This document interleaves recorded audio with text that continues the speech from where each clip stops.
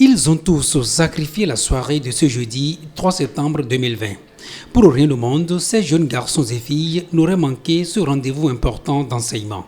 Il s'agit du Momentum des célibataires dont le premier épisode porte sur comment gérer ses désirs sexuels en tant que célibataire. L'intérêt de cette initiative, inverser la tendance dangereuse qu'impose de nos jours la révolution sexuelle impulsée par les NTIC, laquelle révolution conduit hélas à l'abandon des valeurs devant présider à toute décision de la jeunesse, notamment en matière de sexualité. Nous sommes au XXIe siècle, surtout notre génération est une génération qui est surtout distraite par la nouvelle technologie de l'information et de la communication.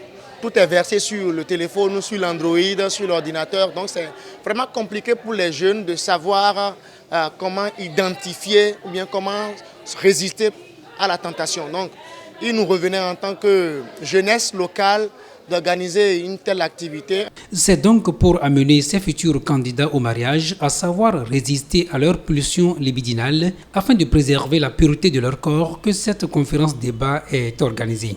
Et pour la circonstance, la conférencière a su, de par des questions pratiques et de petits exercices, trouver les mots justes pour non seulement démontrer, mais aussi donner aux participants les armes nécessaires devant les aider à identifier et à surmonter facilement leurs désirs sexuels.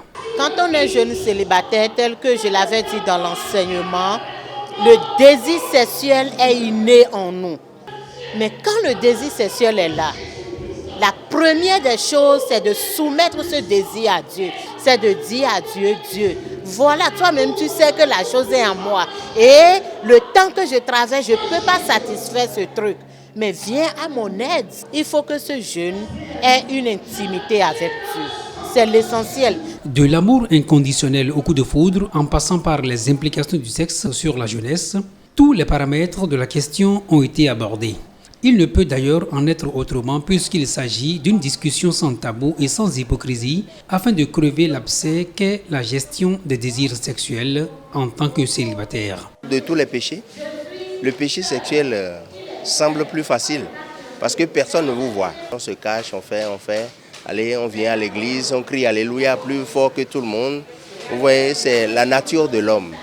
Donc c'est bon d'avertir les jeunes garçons, les jeunes filles, pour qu'ils ne tombent pas dans des travers. La sexualité mal gérée crée beaucoup de ravages, aussi bien dans le rang des jeunes que dans les foyers.